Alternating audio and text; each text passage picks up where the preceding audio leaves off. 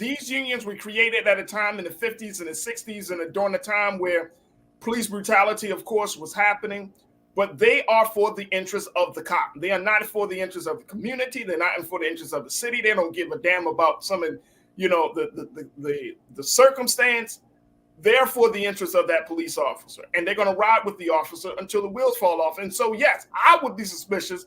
You have a police union that's like, no, that's my guy. Because then I'm going to be like, oh, boy, when them cases come up, when those police brutality cases or other questionable cases come up, who is going to stand on the side of right? Not about the victim and the community. No, who is going to stand with right? And if a police officer is wrong, is the union really going to stand with that officer? And guess what? Most of the time they do. I've seen it in Baltimore and other cities. They stand with the officer. The officer can be wrong as 2 left feet. They'll stand with that officer out of duty to protect that officer, and it's absolutely insane. So I'm giving the same eye as you gave, Suzette, on that one. Mark, let's go to you. Checking in. You said, with those off the rack suits and no solutions but a million excuses as Black kids died weekly. Well, again, we got to become active citizens. We don't have to do any personal attacks, though, Mark, by her outfit. I mean, it could be personal attacks, and guess what? And here's what's might going to happen. And you tell me if I'm wrong about this, Suzette. You get the next mayor come in, whether it's Vallis or Johnson, crime still goes up. Now what? They gonna turn it and blame her. I inherited a mess. It's like you're in a bad relationship. You're like, oh, I got out the bad relationship, and you attract the same exact type of person that you just got out the bad relationship with. Basically, yeah. I mean, and then you be like, well, see, it's them. No, it may not always be them. It might just be us not taking our citizenry well enough to become active in putting the fire of accountability, the fire of responsibility under the asses of these people that stand before us. Yeah, I think it would need to be a coalition of people, grassroots folks, people who know the neighborhoods. I don't think you can have an outsider come in and necessarily eradicate crime in Chicago.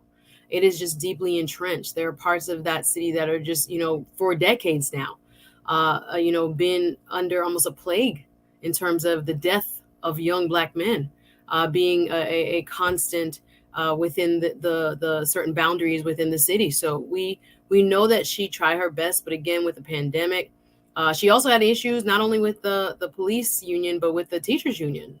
Chicago was one of the last places to reopen their schools as far as major cities are concerned after the pandemic.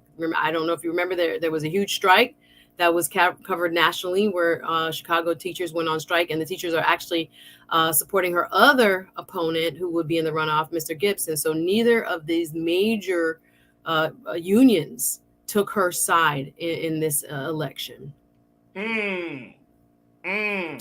Let's go to Chicago, because Pepe Akins, thank you so much for checking in. You said, I'm in Chicago. Vallis is the Make Chicago Great Again candidate. I tell you, very conservative from what I've read. Yeah, very conservative. Yeah. Okay. I'm wondering, the other part of it, Faraji, when you have 9 people in a race, it's going to split the vote. And that's what happens to her. So sometimes it's not even a rebuke of her, but when you have 9 people that siphon off these little, amounts of votes, you're just not going to be successful. Truth is power. You said, my guy, you said they spoke with their vote in this situation. I wish they would, that we would speak with our vote every time. You said every time, and get yourself registered, self-educated, and vote all positions. I mean, people spoke. Look, here's the thing. People can vote for who they want to vote for. The fact is, you got out and exercised and vote, right? So if you don't vote for my candidate, I can't be mad because you didn't vote for my candidate when I'm encouraging you to vote. That's the way you think you vote your interest, hopefully. So that's fine.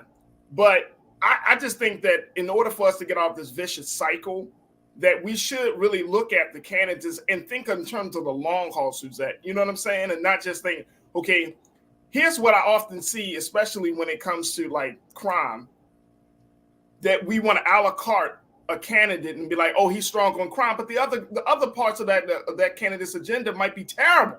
Exactly. Like, we're afraid. We're so afraid. We need. It may not be in the best interest, but you be like, he's good on crime. Yeah. But what about education? What about healthcare? What about constituent services?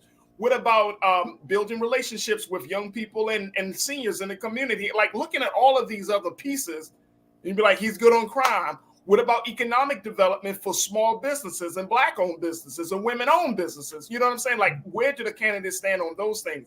I mean, if it comes down to figuring out, okay, you got these 2 candidates, you're right, and you mentioned it, 9 candidates, nobody's going to sit around and try to look at the agenda of 9 candidates, right?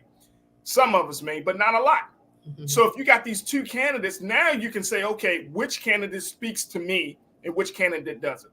And it then kind of worked it that way, becoming more informed as you're talking about using your citizenry. Am I crazy in this thinking this? I'm like, I feel like no, you have to. Like what? Yeah. If you're anti-Lori, you have to be for someone else. So you have to be very careful. I'm not even. Of course, I lived in Chicago for 1 year when I was 18 years old. 1 year, from 18 to 19. But I mean, Chicago always has a special place in my heart. But at the same time, you know, you're not going to get if you want a transformative political leader, you're going to need a transformative policy. You're going to need a certain type of person. May not be Lori Lightfoot, but Chicago deserves, especially Black folks in Chicago. Black people in Chicago have struggled so much. That city is huge, 3rd largest city, has a lot of money that comes into the city. If you go to the South Side, if you go to the West Side, you know what I mean? There are parts of Chicago that looks like hasn't been renovated in the past 30 years. So, you know, it's like, we got to really think this thing through. Yeah, we're going to have to, whoever wins, for people who live in Chicago, I act like I live up there, but we're going to have to proverbially speak of the voters get out. There, like I said, it's a distinct vote between Paul Vallis and Brandon Johnson. So you're going to have to make your voices heard. If you know that one seems to be leaning, again, on a single issue, and we don't really want to be, as you described, single issue voters, we have to look at the totality of where their policies are and see if they're going to serve our communities. So we got to really look at that. But again, you have another crack at the apple, a bite at the apple, Chicago. So you will need to get out and get your friends out on April 4th. Absolutely. Look, let me get one more in. Alf checking in. You said Vallis was in charge of school district of Philadelphia when it had been taken over by the state. He drove resources out the district. Who vetted his resume? Yeah, he's a former, we call him superintendent down here, but the head of the school district there. And some people have questioned. Again, he's flip-flop even in his party. When Obama came in, he became a Democrat. There's some history there. People need to research and see if you were satisfied with the job he did while he served as head of the school system there in Chicago. There's a lot. He's been around for a little while. He ran for also governor. He ran for lieutenant governor. So he's not new to the game. So again, I question people like that, Suzette. You got to look at the track record. Like that. If you ran for 3 and 4 different positions, I'm like, nah, dog. And it's like back to back every year you running again. Hey, I could be your prosecutor. Hey, right. It's almost like I could be your city council person. I could be your. You want to stay relevant. Yeah, exactly. There are people in Miami like that. Trust me. I'm like, what they gonna run for next? And it's like, right. There are people in Baltimore that was like that. I remember. It's like one guy. He ran for like 2-3 different positions, and it's like, bro, you seem like you're more hungry for power than it is for wanting to serve the people, and that's a problem for me. So we will have to see. Of course, April 4th is just around the corner, so we're going to have to see how voters in Chicago are going to move forward on this. But it is official. Mayor Lori Lightfoot has lost her re-election bid, and we will see what the vision of Chicago will be coming up. Folks, we got to take a quick pause. When we come forward, me and Suzette will continue to chop it up. Stay with us. We got a lot to get to here on the culture right here on the Black Star Network. We'll be right back.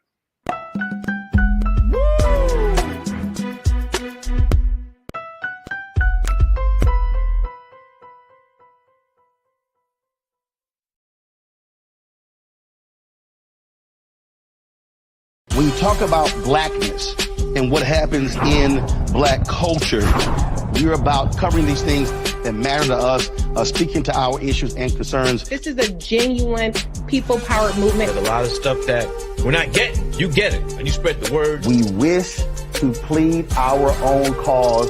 Too long have others spoken for us. We cannot tell our own story if we can't pay for it. This is about covering us. Invest in black-owned media. Your dollars matter.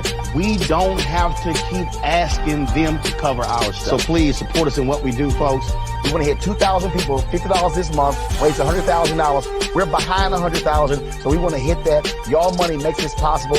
Checks and money orders go to P.O. Box 57196, Washington, D.C. 20037-0196. The Cash App is $RM Unfiltered. PayPal is R Martin Unfiltered. Venmo is RM Unfiltered. Zelle is roland@rolandsmartin.com. Black Star Network is here. Oh, no punch! I'm real revolutionary right now. Thank you for being the voice of Black America. All momentum we have now, we have to keep this going. The video looks phenomenal. See, this difference between Black Star Network and black-owned media and something like CNN. You can't be black-owned media and be scared. It's time to be smart. Bring your eyeballs home. You dig? Hatred on the streets, a horrific scene, a white nationalist rally that descended into deadly violence. White people are losing their damn minds. An angry pro-Trump mob storms the U.S. Capitol. We're about to see the rise of what I call white minority resistance. We have seen white folks in this country who simply cannot tolerate black folks voting. I think what we're seeing is the inevitable result of violent denial. This is part of American history. Every time that people of color have made progress, whether real or symbolic, there has been what Carol Anderson at Emory University calls white rage as a backlash. This is the rise of the Proud Boys and the Boogaloo Boys. America, there's going to be more of this. Here's all the Proud Boys, guys. This country is getting increasingly racist in its behaviors and its attitudes because of the fear of white people. The fear that they're taking our jobs, they're taking our resources, they're taking our women. This is white fear.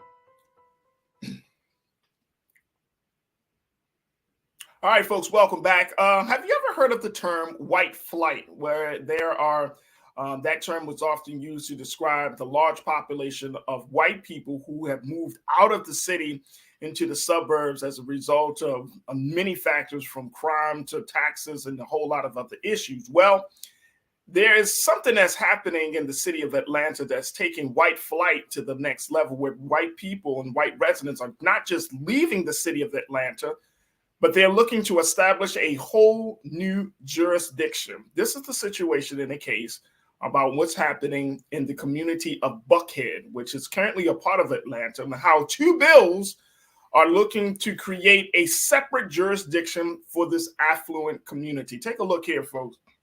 This is what's coming out of Atlanta right now, according to the latest news, that these two bills together would allow the Buckhead district to succeed, not just leave, succeed from the city, pass the Georgia Senate Committee Monday, and could be up for a floor vote as soon as Wednesday.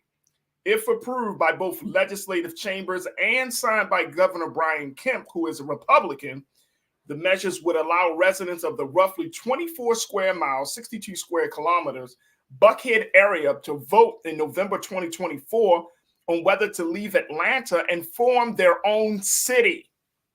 Now, while the Buckhead City movement has a powerful backer in Burt Jones, the state's lieutenant governor and state senate president, the measures are expected to face resistance in the House.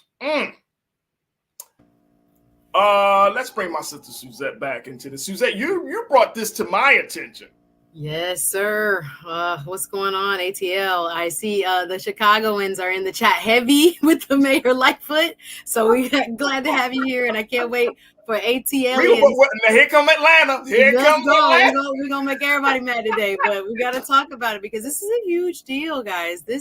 We're talking about 1/5 of the nearly 1/5 of the population of Atlanta, and about 38% of the tax revenue would leave this city if the Buckhead city is allowed to be formed by the state legislature. So there's so much pushback. I know that the mayor there, Mr. Andre Dickens, is firmly against this, as well as many others, mostly Democrats, are saying, what are we doing here? Why would you just allow this majority white and quite affluent side of town to just up and leave? There have been rumblings about this happening for several years. Actually, from when I was a little girl, I heard this as a rumor for years and years, but it never really got serious traction until about maybe the last cycle of elected officials. It was the state Senate president before now, as well as the House of Representatives chairman in the state legislature of Georgia, that kind of knocked it down and didn't give it life, but now it has life. So it's a bill. It has reached committee, come out of committee, can be voted on by the Senate and the Georgia House, and may be signed by the governor. But this is highly unprecedented. It has never been done before, and many are questioning exactly why and why now. So that's one of the questions that I have, which is why now. But the other question is, so you can really do this? Well, it takes an act of legislation from the Georgia State House and Senate, but yes, technically you can. They make special districts all the time, but yes, and give cities charters all the time. It's possible. I know. I'm trying to process this here. I'm smiling, laughing, but folks, I'm really trying to process, because here's my question. So white people feel like, hey, the city is going to fill in the blank, going to hell, is full of it, blah, blah, blah. And now they're wealthy enough to actually get some proposed legislation to be considered by the state. And they may actually have it on the ballot come 2024 if the governor, who is a Republican, who's a part of that class of people, white and wealthy, if they actually it would ultimately be decided by the voters. Yes, sir. Oh, right. You gotta include us somewhere in the mix, right? Okay. But my thinking is, does this open a door for us to have a real conversation about Black people becoming more independent? Well, I don't know.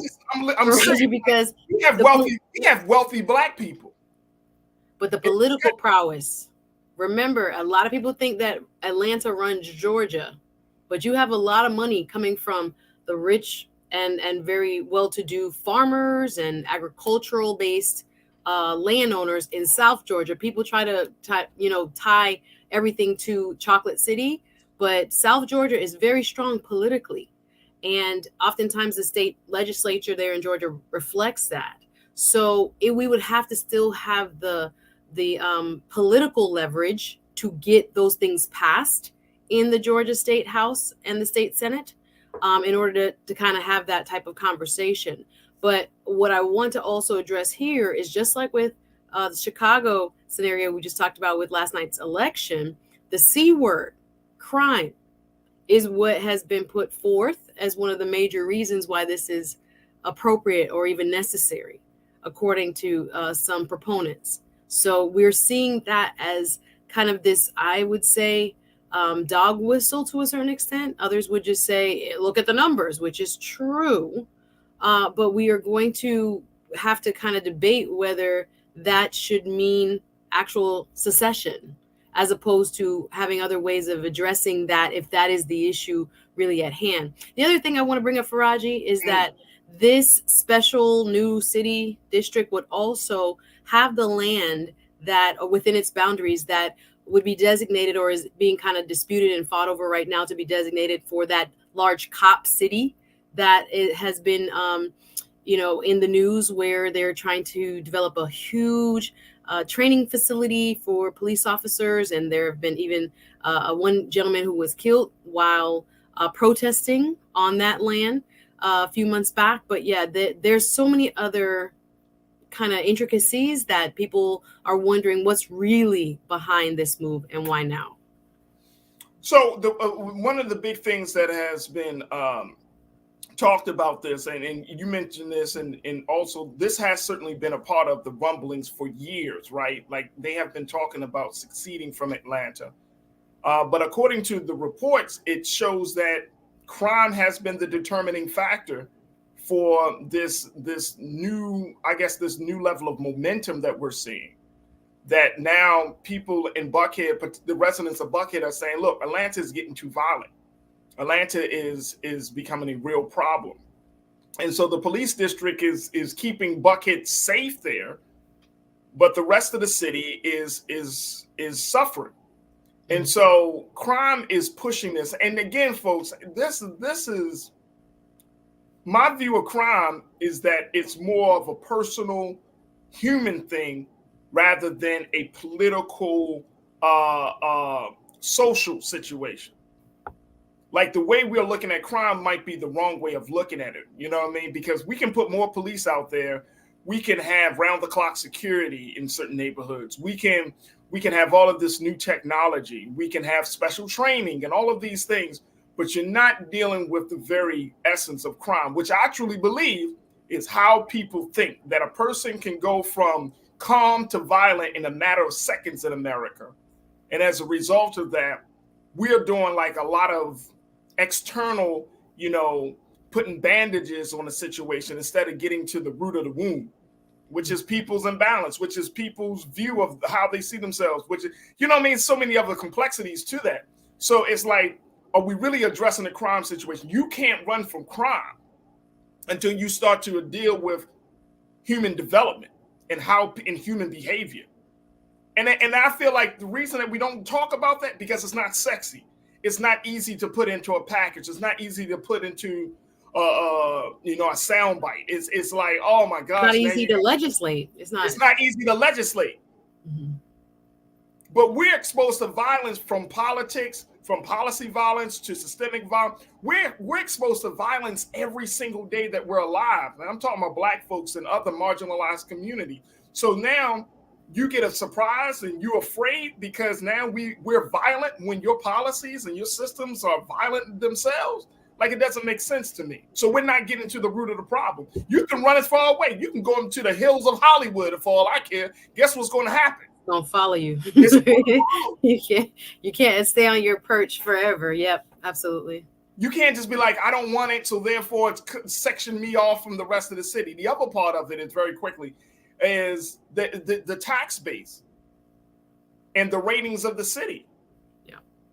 The ratings of the city will actually go down. According to Moody's Investment Services, it said in October that Atlanta maintained a AA1 rating on the city's approximately $650 million outstanding general obligation unlimited tax debt.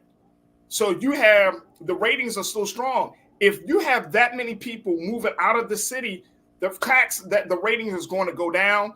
The credit rating situation is going to change in the city of Atlanta. I mean, this has major implications, Suzette. Implications. Yeah, when you look at the tax revenue, 38% of the total city's revenue comes from this nearly 1/5 of the land area and population of Atlanta. So when you're allowing cities to kind of remove themselves or kind of section themselves off and become new cities, again, that outstanding debt, remember, cities issue bonds in order to raise money for capital improvements, education, what we're talking about, the things that are needed, to hopefully keep people out of the street and the crime rates down. It actually might change the rating for all cities in Georgia if there is an uncertainty about whether the city will remain intact and therefore be able to pay its debts. So yeah, that credit rating, I think there's 650 million outstanding right now in IOUs for the city of Atlanta. So yeah, this would affect that tremendously and kind of leaves the rest of the folks, the 4/5 of the population, kind of on the hook for that remaining debt. Absolutely. We got to take a quick pause. When we come forward, we'll continue the conversation with Suzette and, of course, with you. Post your comments in the chat, and we'll try to get to as many as we can as we continue to talk about the white and wealthy are calling for the succession from the city of Atlanta. Wow. And guess what, folks? And this may not be the only city that this is happening in. Wow. Stay with us. That conversation continues right here on The Culture on the Black Star Network.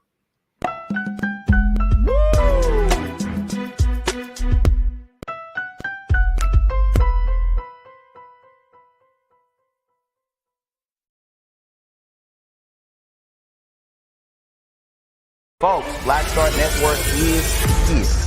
Hold no punches. I'm real revolutionary right now. Support this man, Black Media. He makes sure that our stories are told. Thank you for being the voice of Black America, Roland. Stay black. I love y'all. All momentum we have now, we have to keep this going. The video looks phenomenal. See, this difference between Black Star Network and black-owned media and something like CNN. You can't be black-owned media and be scared. It's time to be smart. Bring your eyeballs home. You dig? Pull up a chair. Take your seat. The Black Table with me, Dr. Greg Carr, here on the Black Star Network. Every week, we'll take a deeper dive into the world we're living in. Join the conversation only on the Black Star Network. Hi, I'm Dr. Jackie Hood Martin, and I have a question for you. Ever feel as if your life is teetering and the weight and pressure of the world is consistently on your shoulders? Well, let me tell you, living a balanced life isn't easy. Join me each Tuesday on Black Star Network for A Balanced Life with Dr. Jackie. We're all impacted by the culture, whether we know it or not. From politics to music and entertainment, it's a huge part of our lives, and we're going to talk about it every day right here on The Culture with me, Faraji Muhammad, only on the Black Star Network. I'm Deborah Owens, America's Wealth Coach, and my new show, Get Wealthy, focuses on the things that your financial advisor and bank isn't telling you, but you absolutely need to know. So watch Get Wealthy on the Black Star Network.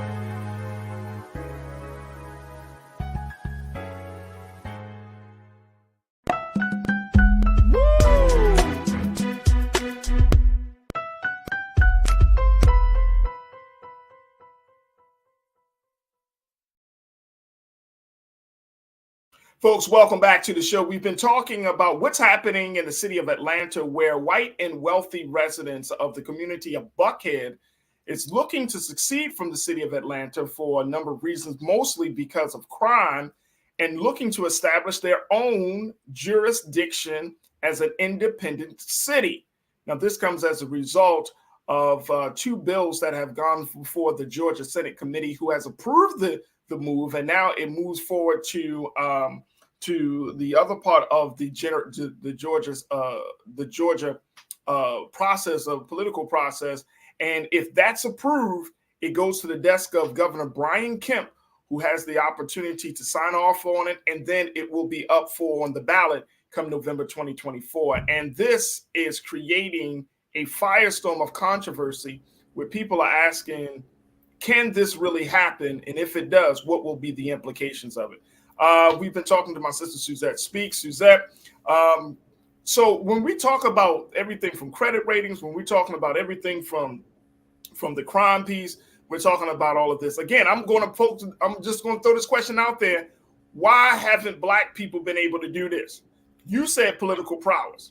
Yeah, I don't see it kind of bending that way. I see it more so as being a possible dangerous precedent for other more affluent, predominantly white areas around our country in various municipalities saying, we don't want to be a part of every, city. But we all across the country have very affluent parts and more economically challenged parts to a lot of our cities. That's how it has been as far as a kind of remnant of, the racial segregation that we've suffered for so long in our country. And of course, economics hit different communities differently, depending on your levels of education and opportunities, et cetera. Right. So imagine, I looked at it more so as this being possibly a precedent for other very wealthy, for example, parts of Miami or wherever, to just get up one day and say, no, we're no longer, this specific neighborhood is no longer part of the city of fill in the blank.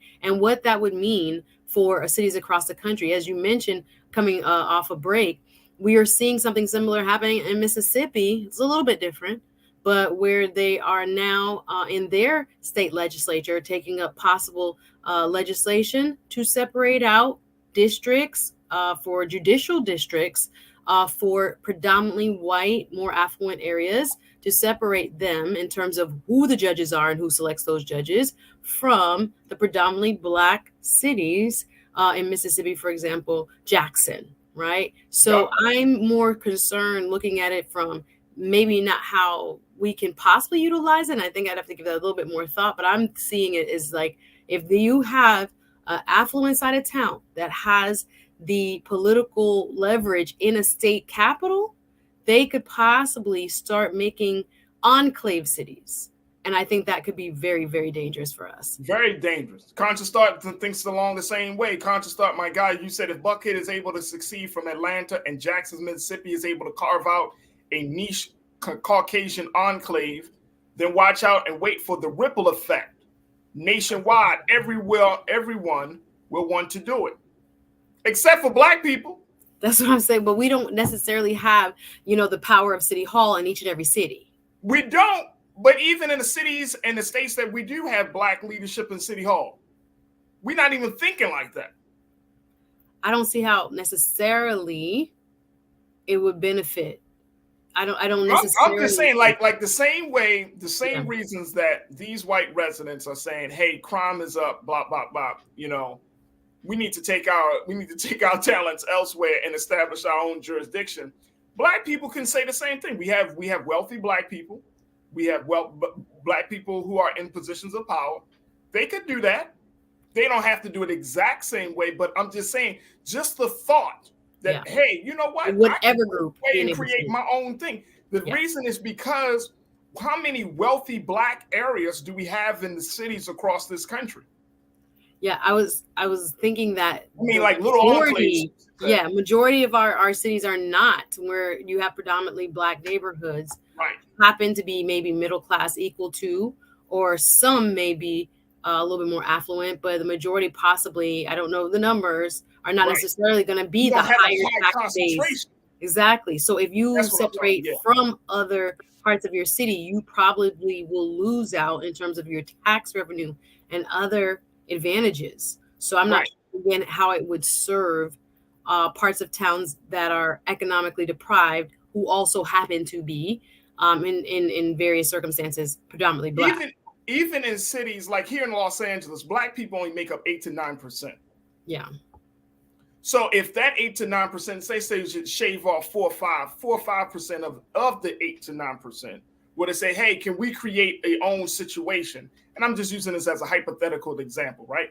Like if we create our own situation, that shouldn't be frowned upon because we don't have the quote unquote the numbers to show that we're a majority. In some cities where you have Black people that are 40, 50%, in Baltimore it's like 65%, when you have the numbers is one thing, but when cities where you don't have the strong numbers of Black folks compared to other folks, then it could be a possible option. And again, I understand your point in terms of the politics, but I'm just saying, even getting down to the very essence, which is the thought, like, hey, you know what? We're wealthy. We have some level, we have privilege.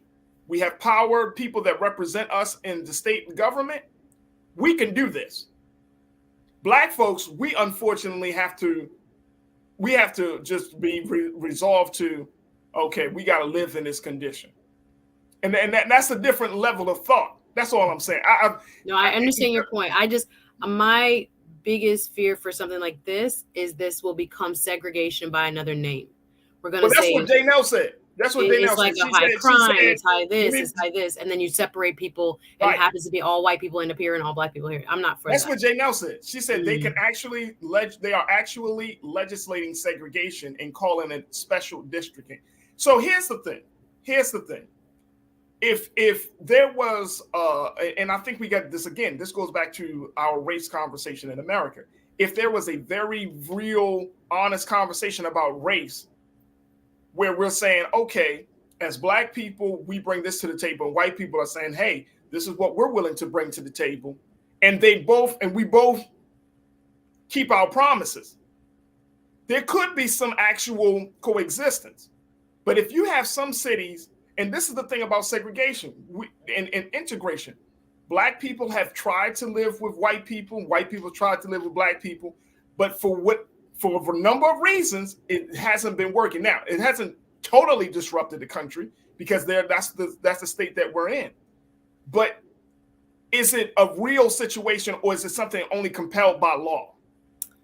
No, I don't want to paint all residents in Buckhead with the same brush, right? Because there are people who have political capital, who with money can, move votes. Yeah. And it's not to say that every white person within Buckhead, and there are a lot of black people that live in Buckhead too, that they feel the same way about this, right? So we have to be very careful not to kind of attribute to some, for all, having the same sentiment. So I don't think everybody necessarily agrees with the move out, but the powers that be, the people who have the political influence, the people who contribute to campaigns and obviously can muster votes in the state house and the state senate, are loud enough to where they are through the state legislature. Again, this is not the voters at large yet. This might be defeated if taken to the voters, citywide. But we got to be very careful. Like I said, I don't think necessarily everybody holds this same sentiment. And I also think that if we look at it kind of I don't know how much progress we would make. And then people would have to have the bigger conversation is what does progress look like to you and what does progress look like to me? That's true. As far as what would be beneficial to our communities as a whole. I just don't know if, just economically thinking about thinking about other resources. I'm just thinking about cities here in Miami. I wouldn't want that. I wouldn't want us to separate out because it just depends on how much money and how much political influence you actually have. And culture. It could be a very divisive, there's an economic piece to it, but then the cultural piece, and I think that's the other underlying thing, that Buckhead is probably saying culturally, Atlanta and the direction that Atlanta is going, culturally, there's an influx of new black folks that have moved to Atlanta as a result of a variety of factors now being called Black Hollywood in some cases. So, culturally, Atlanta has changed. And some of those white residents could be like, you know what?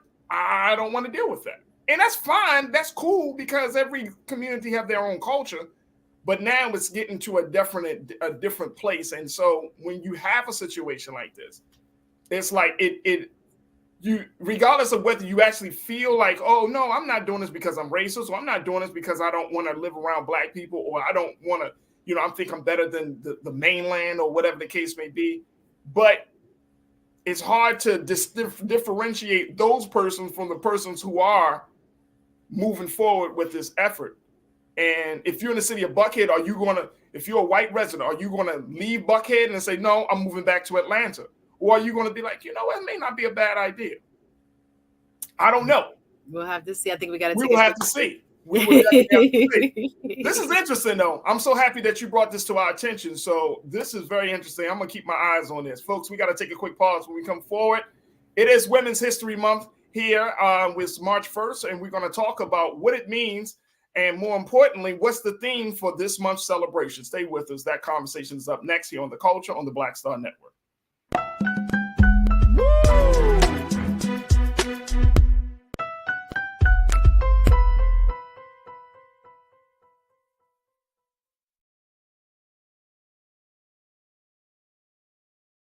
Hatred on the streets, a horrific scene, a white nationalist rally that descended into deadly violence.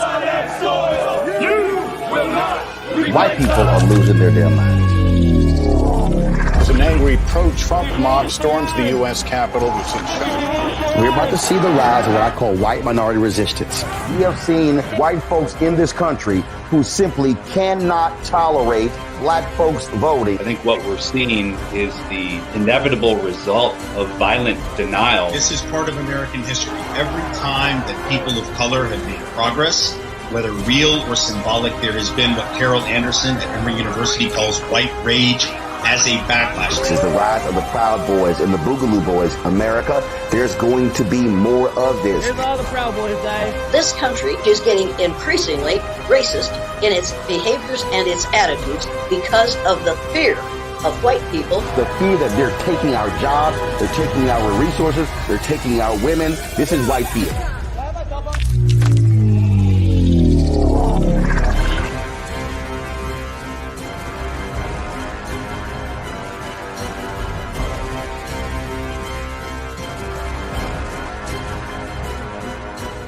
Black Star Network is here. Oh, no punch! I'm real revolutionary right now. Thank you for being the voice of Black America. All momentum we have now, we have to keep this going. The video looks phenomenal. See, there's a difference between Black Star Network and black-owned media and something like CNN. You can't be black-owned media and be scared. It's time to be smart. Bring your eyeballs home. You dig?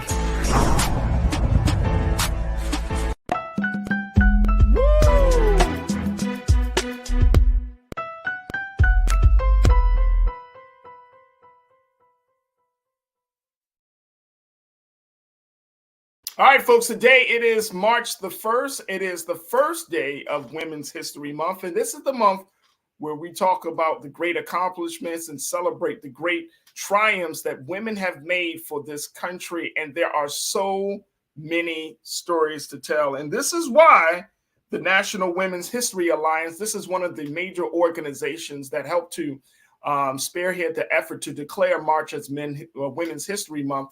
This is why today they have officially said that the theme for this year's celebration will be celebrating women who tell our stories. Now, let me just share with you what the National Women's History Alliance have put out there as to what we should be celebrating during this month. Take a look at this. This is from their website, but they said throughout 2023, the NWHA will encourage recognition of women, past and present, who have been active in all forms of media and storytelling, including print, radio, TV, stage, screen, blogs, podcasts, and more. The timely theme honors women in every community who have devoted their lives and talents to producing art, pursuing truth, and reflecting the human condition decade after decade. Oh, well, first of all, I'm so happy that today landed on the first day of Women's History Month, landed on Wednesday, because we want to celebrate Suzette Speaks. Hey, let's go. Hey. Happy Women's History Month, everybody. It's a beautiful time of year where we get to share stories and celebrate. Yeah, right, so Suzette, looking at this month is talking about, women telling their story. How does this resonate for you? Why is this so important? Well, it's super important. I was trying to look up some numbers as far as pay in terms of what a man makes. All about that money. I hear you. You've been on that money.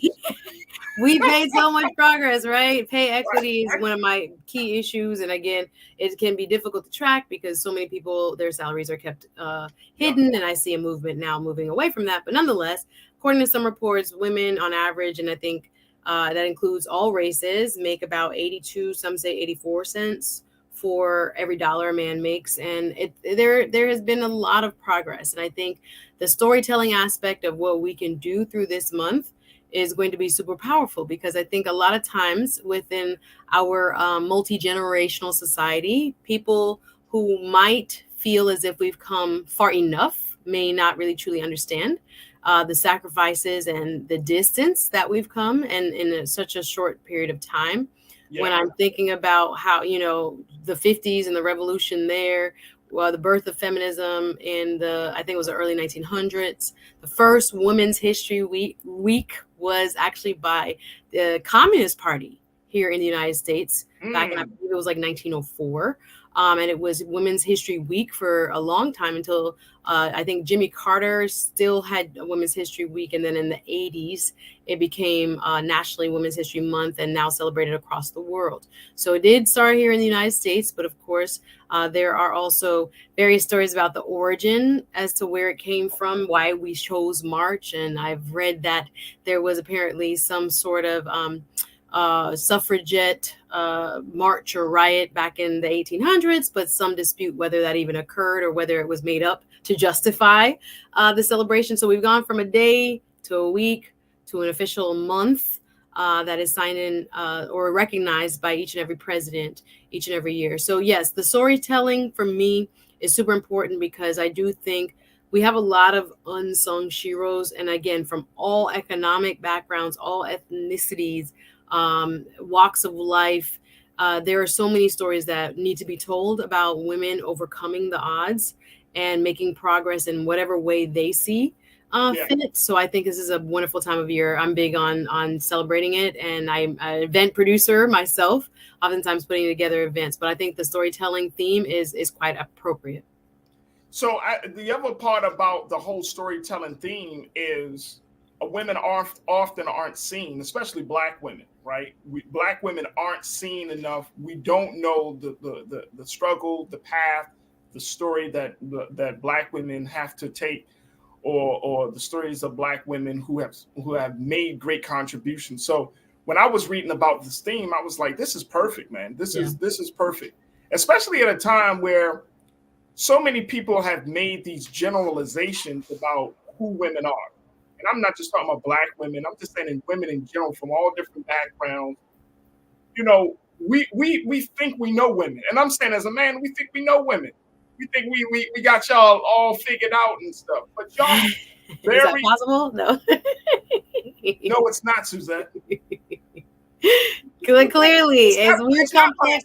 We're very complex. Y'all too complex and too layered. I like when sisters, and I hear sisters say this all the time. I am very low key.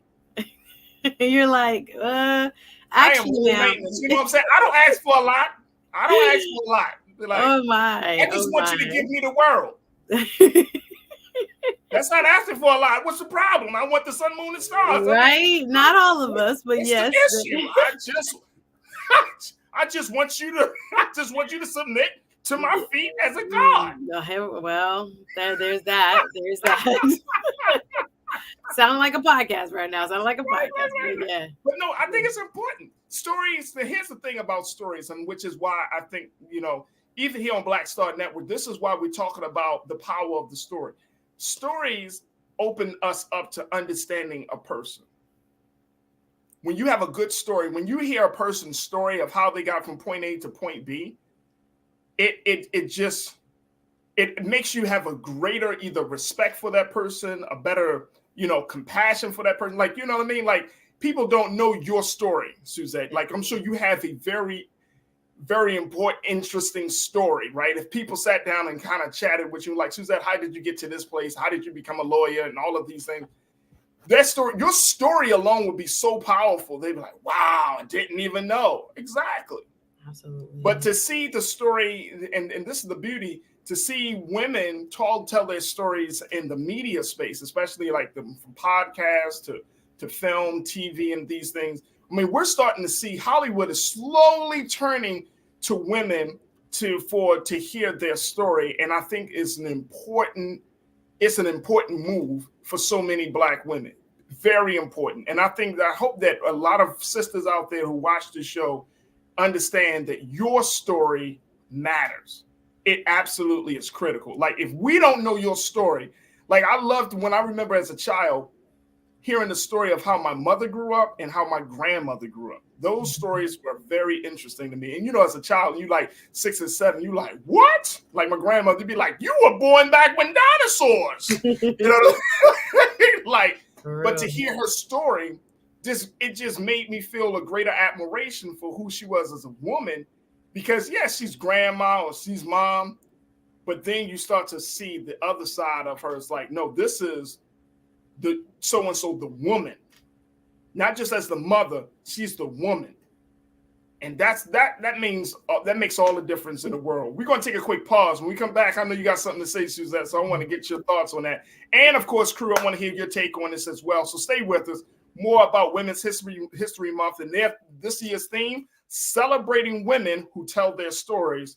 What are your thoughts? Stay with us. The conversation continues right here on the other side, right here on The Culture on the Black Star Network.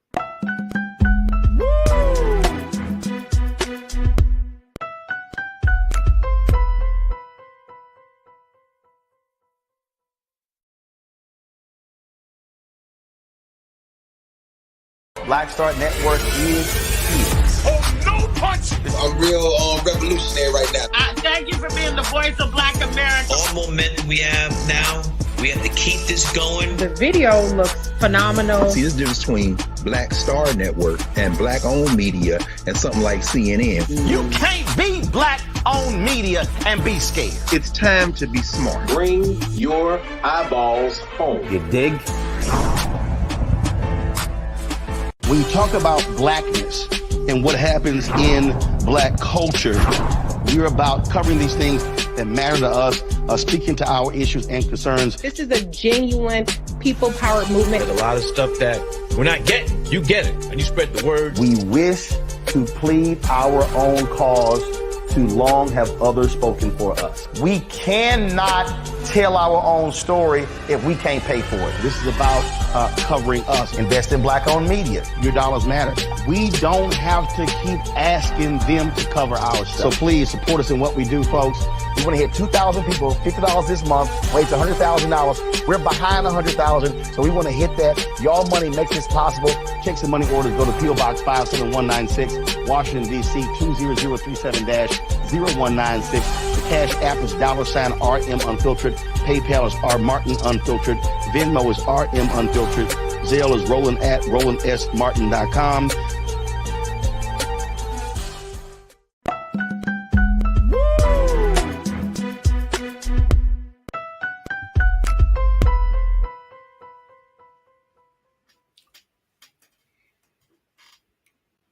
All right, folks, welcome back to the show. We're talking about the first day of Women's History Month, which is actually today.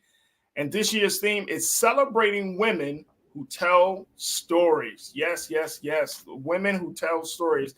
I got a woman who tells stories all the time. I ain't talking about stories like she's lying. I'm talking about stories of other women and other people who speak their truth. My sister Suzette Speaks, TV host and attorney. But Suzette, I wanted to get your take on that, the importance of telling stories, like really giving people an understanding about who that woman is beyond just the roles that we might see. And I'm speaking of the story, the women in our families. She's not just your aunt. She was a woman before she became your aunt. Absolutely. I used to hear some of my relatives say, I wasn't always old. I wasn't born old like that. Because I think sometimes, and I think within my own work, having put together events around Black women, Black judges, women judges. You be doing it too, Suzette. I checked you out. You've been doing this for years. This ain't because the power. It's super important. The power of narrative is where we get to see ourselves, where we get to identify with a person that, again, if a big old, judge feels like this about motherhood or about being single or about whatever she's going through, oh man, that makes me feel a little bit more normal, like someone else has the same experiences as I do walking through this world. And it's super important for us to be able to see one another's humanity, right? And sometimes, especially when we deal with like elected officials, people who are sitting in these high places like judges, you don't think that they are human. So we are all human first. So that's why I really believe in the power of narrative. And I would also like that for this month, for us to focus on sharing stories within our own families, as you mentioned. I think there are times in which I look around and I think some of the stories that should be passed down have not been. And of course, sometimes they can be quite painful. Some of our families have gone through, some serious trauma. And I think there was this whole trend post segregation to kind of talk about it a little bit less and to live in the present. But I think there has been a kind of renewed awakening to how important it is to tell our stories of our individual families, what mama them was like, what great grandma them was like, how they cook, how they, pass along culture in language, in food, and how they dressed, why they dressed that way, how they worshiped even. And there are so many parts of our culture that I think, especially nowadays where we are so inundated, or younger people are so inundated with culture via social media, it's super important now that we sit down and we actually tell them what we've been through, so that there's this continuity in terms of the messages that we carry. They're not dying and they're not being replaced by ones that don't serve us. Right. Absolutely.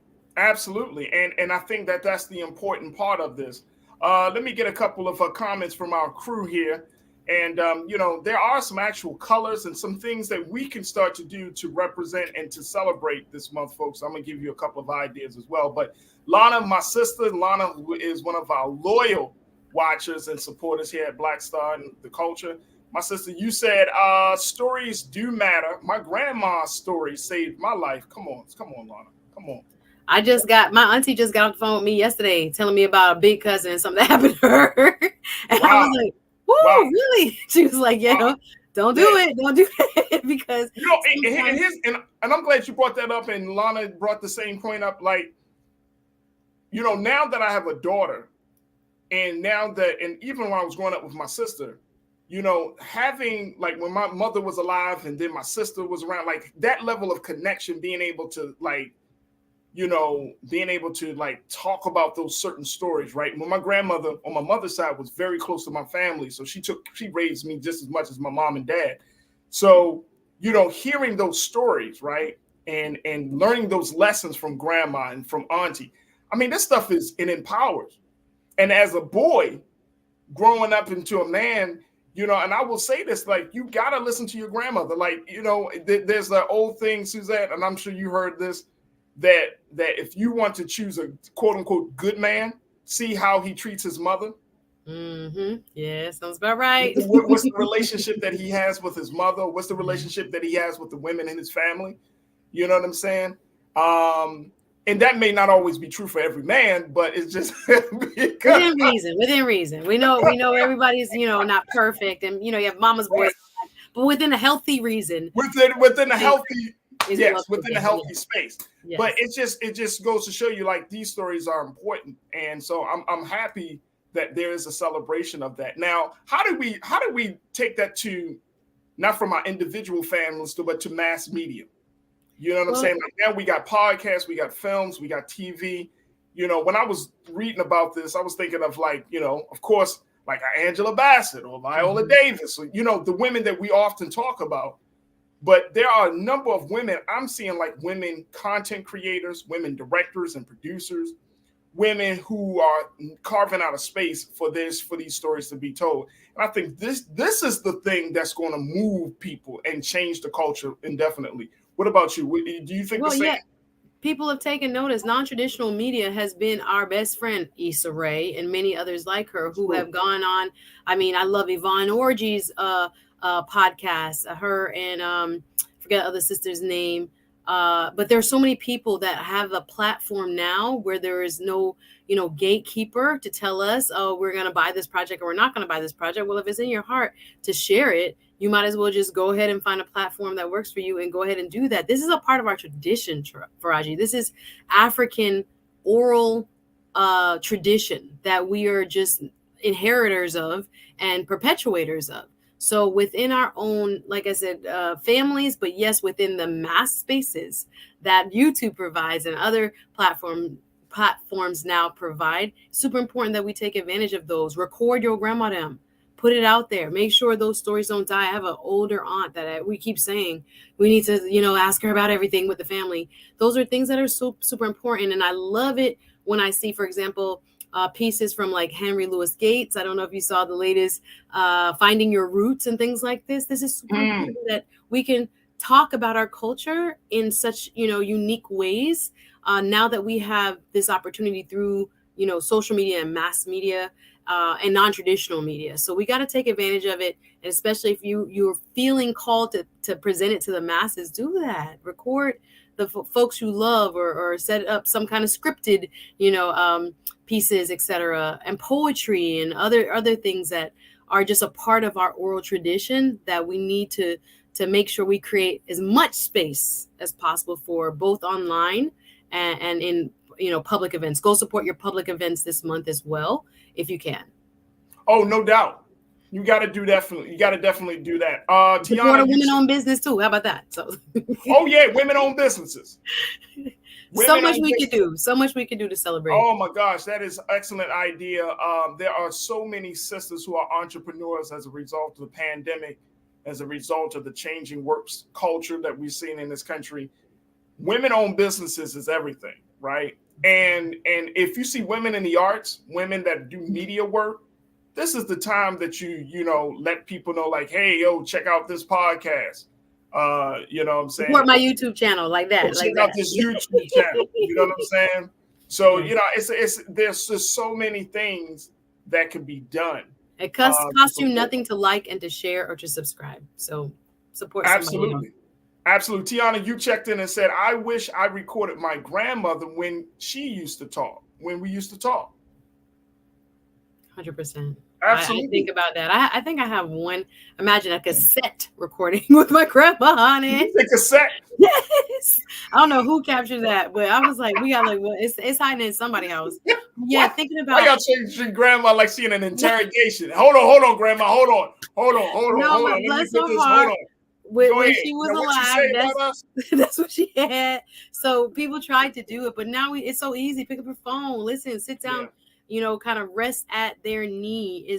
There's a saying about that, to learn, because God gifted them, a few more years ahead of you, so you don't make those same mistakes, or that you learn from their life experience. So we need to go back to really honing in on trying to utilize it for ourselves, but allowing other people to also kind of glean from their wealth of knowledge. Absolutely. My sister Karen Carter. Karen, you said, I am the matriarch of my family. I love and tell the great stories of our family heroes and ancestors. My daughters are now telling their great stories. We keep legacies alive. That's why I love Karen. That's why I'm loving it, Karen. Come on, sis. That's what it's about. My LA sister right there, y'all. That is dope right there. Mimi, you said, I love being a beautiful, intelligent Black woman, and I love all my sisters in the chat and beyond. Awesome. There we go, Mimi. There we go. That's what it is. And then Tiana also said, for Raji, my grandma has some stories that were too funny. Absolutely. But when grandma tells stories, my grandma used to tell the funniest stories, because she used to insert, she'd be like, yeah, so this happened. I ain't like that woman. They're unfiltered. After a certain age, they just say it, tell it like it is. It's unfiltered and it's the best. I love that about my grandma. I ain't like her spirit. My grandma would be like, the whole nasty right about her. You're like, wait a minute, grandma. Calm that down. No, I had two separate, real different grandmas. I had a very church-going, a love Jesus grandma, and I had a smoking, cussing, play dominoes grandma. Oh, those are best grandmas. I love the best of both worlds. You need both. Yes, exactly. My grandmother was a balance between the church. She'll talk about the church, but she'll remind you of the street. Don't let her have to go back there, right? Don't let her. My grandmother was 4 feet, less than about 100 pounds. You know what I'm saying? She was a small frame woman, but when she walked into the room, her energy and her personality was like, "Oh, you don't mess with her. You don't mess with Miss Brown." Like, no, you don't mess with Miss Brown. No. Miss Brown, whatever you need, Miss Brown. She'd be like, boy, and she her little fist, smack you upside. I'm like, Grandma, put the fist down. Nobody afraid of you, Grandma. I am, but nobody else. Right. You know what I mean? So big shout out to all the mothers, the grandmothers, but more importantly, big shout out to all the women. This month, we're going to do our due diligence here on the show, Suzette, to talk about some powerful women that are putting out some powerful stories. And, we want to highlight that this month. So big shout out to all the women. This is going to be an incredible month. Just like Black History Month was an incredible month.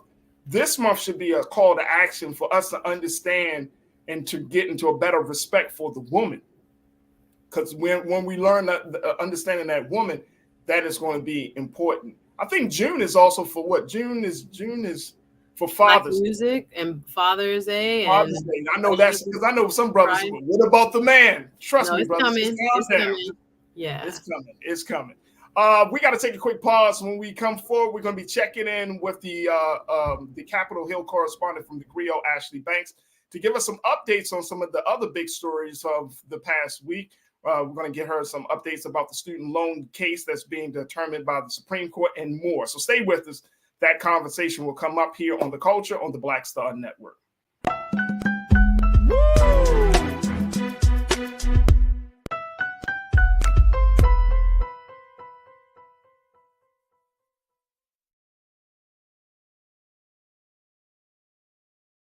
Hatred on the streets, a horrific scene, a white nationalist rally that descended into deadly violence.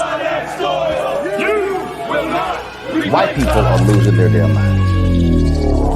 As an angry pro-Trump mob storms the U.S. Capitol, we're about to see the rise of what I call white minority resistance. We have seen white folks in this country who simply cannot tolerate black folks voting. I think what we're seeing is the inevitable result of violent denial. This is part of American history. Every time that people of color have made progress, whether real or symbolic, there has been what Carol Anderson at Emory University calls white rage as a backlash. This is the rise of the Proud Boys and the Boogaloo Boys. America, there's going to be more of this. Here's all the Proud Boys, guys. This country is getting increasingly racist in its behaviors and its attitudes because of the fear of white people. The fear that they're taking our jobs, they're taking our resources, they're taking our women. This is white fear.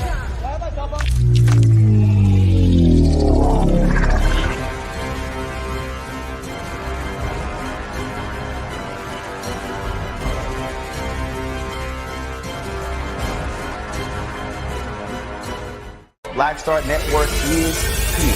Oh, no punch! I'm real revolutionary right now. Thank you for being the voice of Black America. All momentum we have now, we have to keep this going. The video looks phenomenal. See, there's a difference between Black Star Network and black-owned media and something like CNN. You can't be black-owned media and be scared. It's time to be smart. Bring your eyeballs home. You dig?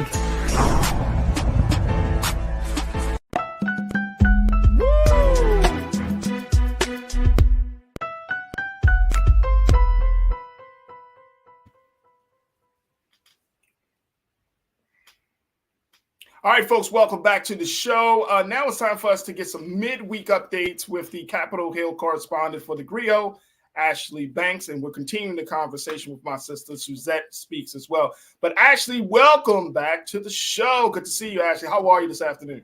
I'm doing well. Good to see you, Faraji, and good to see you, Suzette. Hey, Ashley.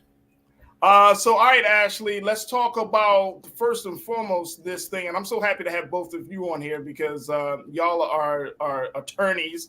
I know you are still an attorney in training there, Ashley, but it's going to happen. So I'm not even sweating that part. But talk to us about this student loan case that's being reviewed by the Supreme Court. Where are we right now? Because I know the case started to get its review yesterday. So where are we with that? That's correct. So on Tuesday, I actually attended the oral argument for the Biden versus Nebraska case, and then there was the Department of Education versus Brown case, and they were two student loan cases. So in the Biden versus Nebraska case, we have 6 states, Republican-led states, that basically halted this Biden administration plan to forgive loans for eligible borrowers. And basically, they argued that this loan program was unprecedented, that Secretary Miguel Cardona did not have the authority under the HEROES Act to create such a student loan program, and that the court should essentially strike it down. And then we had, what's her name, Elizabeth Perloger, who represented the United States, and essentially said that Secretary Miguel Cardona did have authority to create this plan under the HEROES Act because it was for borrowers who are facing financial hardship during the pandemic.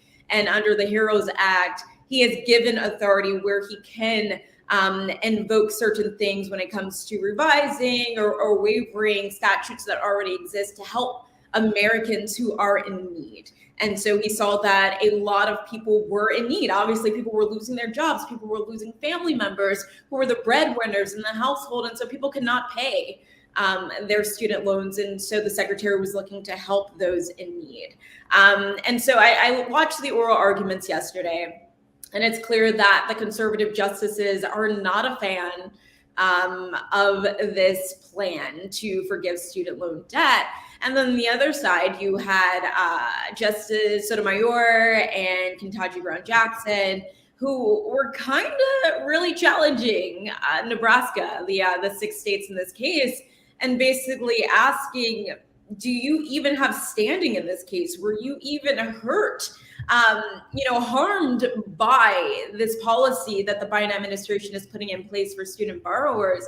And honestly, Faraji, it appeared that the attorney for the states was kind of choking a bit because they were ganging up on him at one point and kind of saying, you really don't have standing.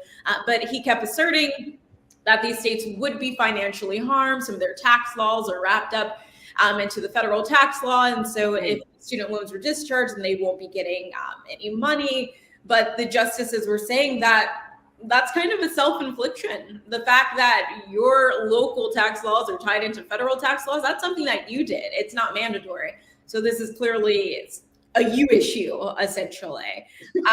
But it's not totally clear. So from attending a couple of these oral arguments, it's not necessarily clear cut which way the justices are going to go. As we know, it's more conservative than liberal, right? 6-3 as it pertains to political standing.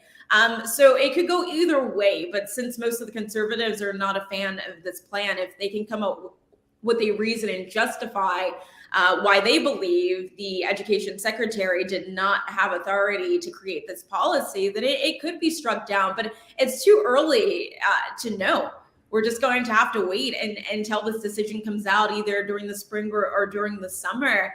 But there were a lot of protests that were taking place right outside of the Supreme Court. I happened to miss the protest. It was taking place literally during the oral arguments. But I did catch up with somebody afterwards who let me know that Maxwell Frost was there, Ayanna Pressley, and a couple of other congressional members, just trying to push forward and get people to understand, not that it's in the hands of people, it's in the hands of the justices, but to get other people in this country to have an understanding that this is not something that you should be against. This is something that you should be for. It's essentially going to help us all as a whole to have some of these loans forgiven. And honestly, Biden isn't even eliminating all loans. It's literally $10,000 for people who didn't have a Pell Grant. And if you had a Pell Grant, $20,000, that's not a lot. For people who have gone to law school, for people who have gone to medical school, graduate school, gotten PhDs, like it's not that much money but for those people who do have the Pell Grants and may have only, gotten their bachelor's degree, which is great, that could eliminate debt for them, which I think is a very beautiful thing. But imagine if the Biden administration said we're eliminating all debt. Like this, to me, this is pretty asinine. And one more thing I want to mention, Justice Sotomayor, she was basically kind of scolding the defense here, so the attorney representing the states, and saying that this student loan program, like I was saying before, is to benefit the average American person. And she was questioning the defense and saying, why are you now putting it in the hands of justices, people who don't have the expertise to truly decide on what's right when it comes to this? She said they should have been left in the hands of the secretary, of Miguel Cardona, who has an understanding of how student loans are run in this country. And if he decided that it was best to come up with this plan to eliminate loans for those who are eligible, then they should have stuck with that. And honestly, I have to agree with her. Now we have this case in the hands of 9 justices, 6 of whom may not be for this because they are conservative and they're the majority, and they could essentially rule that Biden's program not prevail. And I think that would be a disadvantage to millions of Americans in this country. So a couple of questions, and I'm glad that you brought this report to us, Ashley. A couple of questions I have is, one is, where does Judge John Roberts stand? Because I know that even though he's a conservative judge, he's one that's kind of serving as the leader of the court, the justices, but at the same time, on some decisions, he's a little bit more liberal than conservative. So what did he have to say during these oral arguments? Yeah, that's right. He is the Chief Justice. And honestly, he came hard on both of the teams when it came to the government and when it came to the opposing counsel. He did his best to challenge them, to just try and bring out the best in their arguments. I will say that during oral arguments, it's very common that the justices are just very confused as to where each party stands. And so he kind of just played the fence, to be honest, when it came to these oral arguments, and asked both sides to clarify their statements, and he challenged them in the best way that he could. But Chief Justice Roberts tends to be really good at not tipping his hand. Like I was able to see with Justice Ketanji Brown and even Justice Kagan, you could tell how they felt during the oral arguments, depending on how they reacted to whoever was giving their oral argument. But Chief Justice Roberts, for the most part, he was pretty much even when it came to challenging both parties. But during the oral arguments also, since he's the chief, he does a lot of dictating which justice goes next, and he was allowing everyone to have their opportunity to get questioning it. Suzette, we got a few moments before we go to our next pause, but what's your take of all of this? Yeah, the two key issues that Ashley just explained in terms of standing, as well as whether this falls within the HEROES Act, has very large implications. I know we're right up on a break, but if this was a part of what Congress allowed the executive branch to do under the HEROES Act, then great. But if the court finds that they overstep, there might be other implications as to what other programs the executive branch has instituted vis-a-vis the various secretaries or the White House that may have to kind of go back under consideration as being too far reaching. Whether there is standing is the main issue. When you bring a lawsuit, you have to have some sort of remedy, and you have to show that you were hurt. So there's this big question that's hinging on whether these 6 states that have brought this lawsuit are actually owed a remedy. Can they prove that they are being injured by this loan forgiveness? So it's very interesting to see what will happen, and we'll get the answer soon enough in June. In June. My other question is, did anyone ever bring up and this might be offbeat, this might not be a part of the conversation, but just as much as some of these 6 states are balking about giving money back to students, what about the fact that so many millions of dollars were given to some of these Republican leadership from the PPP loan, and they haven't been called to account for it? It's very interesting. 1.75 trillion is the student loan debt. And this program would alleviate about approximately 400 to 500 million, according to Brookings Institute. Right. But yes, when it comes to individuals benefiting under the pandemic emergency laws and programs that were created, we see a big problem as opposed to what you've described when there are businesses and corporations that got a lot of money in terms of relief. So this is going to be an interesting question, whether or not this type of relief is something that, again, falls under the HEROES Act. And again, it is affecting about 40 million people, 26 million of which have actually signed up, when I was one of them under the open enrollment. Again, borrowers making $125,000 a year or less, or $250,000 for a married per couple. But yes, we're looking at, again, $10,000 and $20,000, which means a lot to middle-class people and middle-class families. So yes, with all that debt, I'm sorry, again, I'll say 1.75 trillion in total student debt being held here in the United States. Again, about 400 to 500 billion to be forgiven through this program. So we'll see what the justices have to say. Hey, Ashley, very quickly before we take our pause, I mean, can we compare the PPP loan situation to the student debt situation? Is that relief for relief, or is that totally two different things from your vantage point and what you've been reporting? So that's not something that was brought up in the courtroom, obviously. But no, I cannot answer that for Raji if those are two separate things. I can only report what was being discussed in that courtroom yesterday.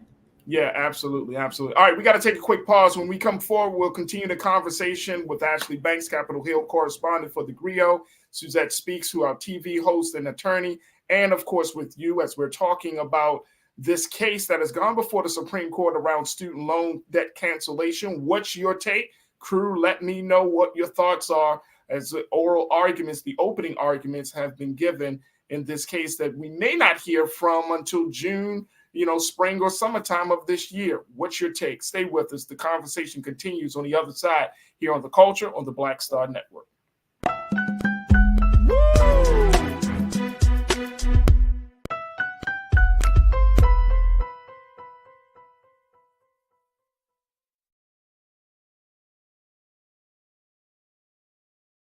Pull up a chair, take your seat.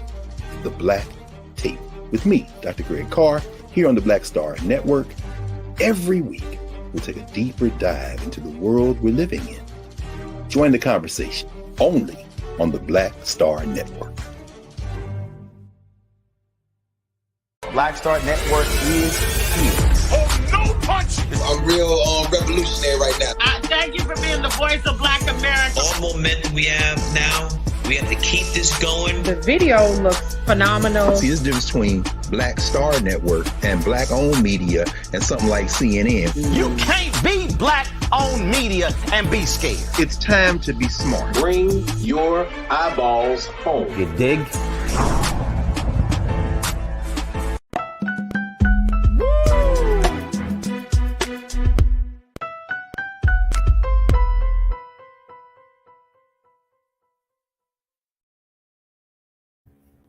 All right, folks, welcome back to the show. We've been talking about the student loan debt cancellation case that is now before the Supreme Court, getting an update on where we are as the case is just getting started. And Ashley Banks, the Capitol Hill correspondent for the GRIO, broke it down for us nicely as to what those opening arguments entailed.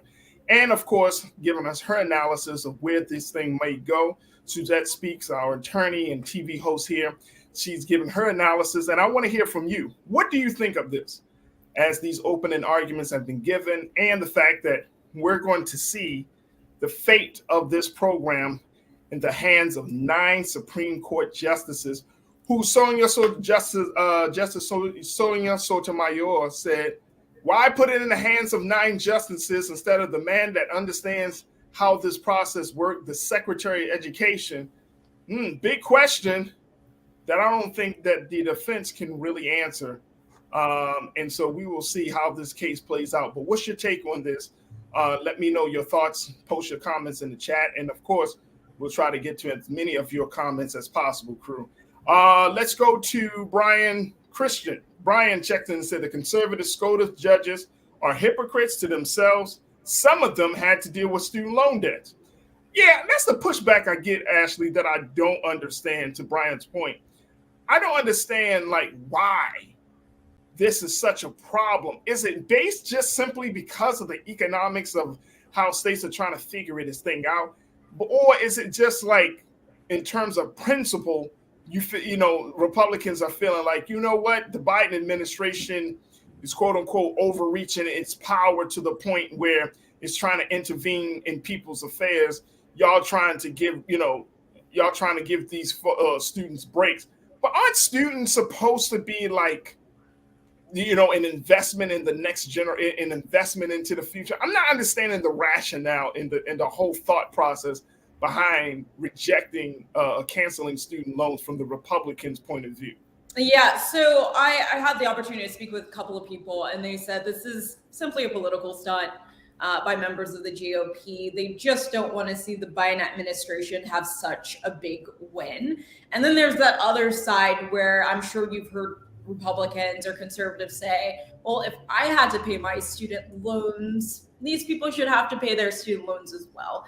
And that's kind of what we see with the Department of Education versus the Brown case, where there's 2 students who were ineligible to receive the student loan forgiveness program that Biden proposed. And so they were upset that their loans were within a private sector and that they didn't qualify to have their loans eliminated.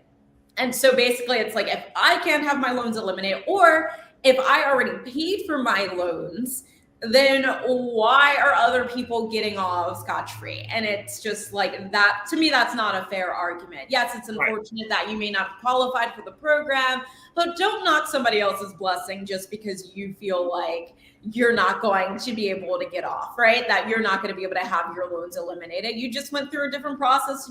Get educated. It happens, and hopefully you'll see a breakthrough at some point. But right now, the people who are eligible did not have these private loans, and they maybe also didn't come from the same background as you did, right?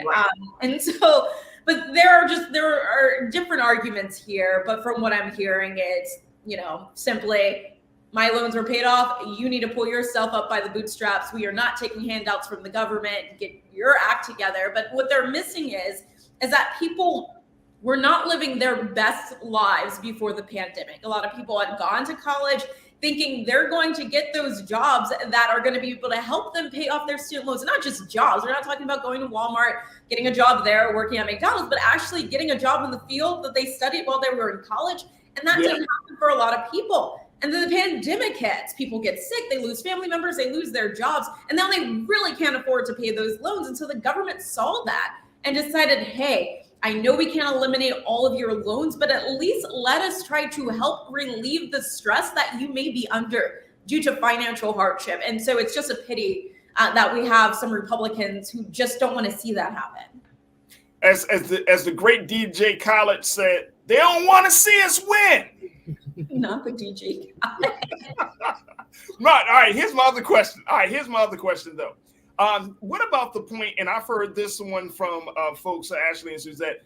Ashley, I want to get your take on this first. But what about the conversation about schools being too high, the tuition and cost of schools being so high, and that there should be a review, or there should be some level of like a cap for certain schools, because the loans wouldn't be so high, the loans wouldn't be such a problem if the cost of education wasn't as high as it is. Was that brought up in the conversation?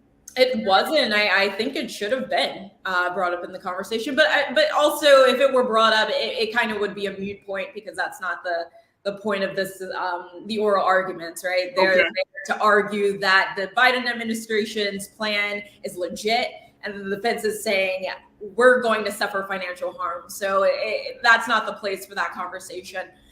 But I believe the conversation needs to be had. For years, we've had activists saying that we need a universal system. There's universal healthcare in other countries, making sure that students go to college for free. Like you said earlier, the next generation is investing in their education so that they can progress and really be, contributing members of society.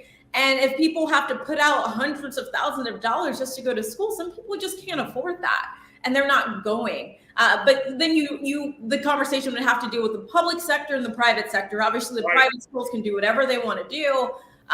But when it comes to public schooling, public colleges, I believe that there should be a cap. I believe that, obviously, as inflation is rising, the cost of living is rising, the cost of schooling is rising. But I really do think it's unfair because other people's salaries aren't rising, right? With inflation and the cost of living increasing. But I think that is a discussion that needs to be had. But we live in a capitalist society. And so honestly, it's a big moneymaker for states. That's sad. And just people's salaries who work at these universities. That's sad. I don't want to hear that. Yeah, actually, you don't need to hear that. That's sad. Suzette, what's your take on that? Schools and tuition costs being too damn high. Well, there's truth to it. I mean, there are people that have argued for quite some time now that the cost of education is just out of control. And of course, there are bidding wars, there are pricing wars in terms of the perception of how valuable a specific institution is. People wouldn't want, some universities argue, a cheap sounding or cheap costing university. There's that kind of, marketing that goes along with your sticker price. But this is something that needs to come up in terms of Congress. So if this is something that I think the American people want to see, then it becomes a question as to, lobbying your congressional leaders so that they start to, work on legislation and get something passed with this regard.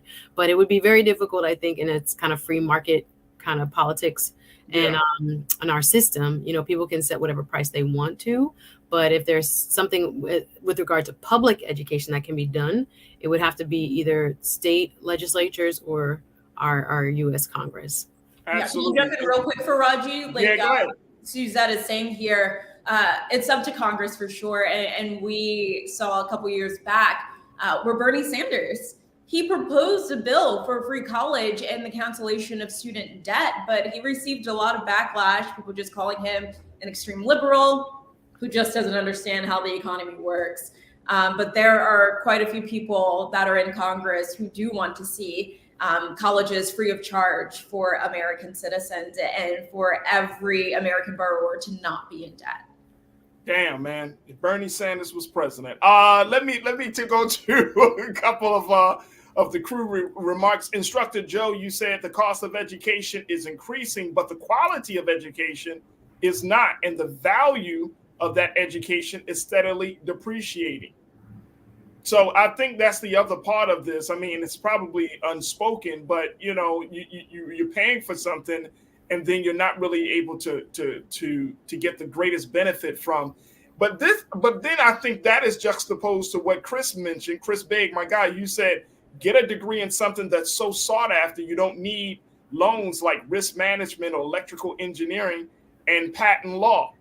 So we're talking about a lot of money is being spent, and then you still have students, Ashley, who are going into these colleges, racking up these prices, and then they're for courses or for majors that they may not even use. They may not even take advantage of it. You know what I'm saying? So personal choice. I don't know if that comes up into the discussion as well. But how big of an emphasis should we place on that?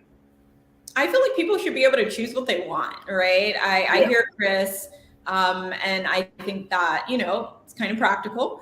But at the same time, if I'm going to be investing 4 years of my life at a university and I'm already spending money, it's going to be on something I want.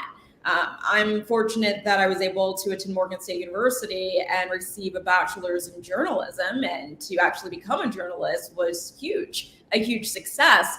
But I also know a lot of people who attended university with me and wanted to become journalists, but just couldn't land that gig. And here we are literally 10 years post-graduation, and they're just having to work whatever gig that they can find. They were great journalists. They just did not, connect well or weren't able to land the position that they wanted or lacked resources. I know attending that HBCU 10 years ago, we didn't have the resources that the university has today. Thank you to President David Wilson. But it depends on the school you're going to as well, not just the degree that you're seeking. So we have, the University of Maryland College Park and the Towson University in Maryland. And those people, if they're attending the university for journalism, they have programs in place for these people to have mentors. And by the time they're about to graduate, some of them already have jobs lined up. And so, we can try to hold people responsible, the ones who are actually choosing their major, but it's the universities as well that if they're accepting students' money, they also need to be setting them up for success, not for them to just get a degree and have to fend for themselves. It's a part of a process, right? If you're investing in an education, you're not just investing in the education just to have it. You're investing in the education so that you can be employed in that field afterward. And so I think a lot of schools do fail students in that capacity, especially minorities. Absolutely. Ashley Banks, Capitol Hill correspondent for the GRIO. Ashley, we thank you so much for that great report, and we'll certainly bring you back on for other updates surrounding this case. And for some of the other stories, I know you got another story on hand in terms that we have to talk about, which is the whole idea of FBI informants. Woo! That's a good one. I can't wait to talk about that. So we'll bring you back sometime very, very soon to have that conversation. But Ashley, thank you so much for your report, and we truly appreciate it. Sounds good. Thank you for Raji, and see you, Suzette. Bye. See you soon. Suzette, oh my gosh. What can I say, Suzette? Another great show. Yes, thank you for having me.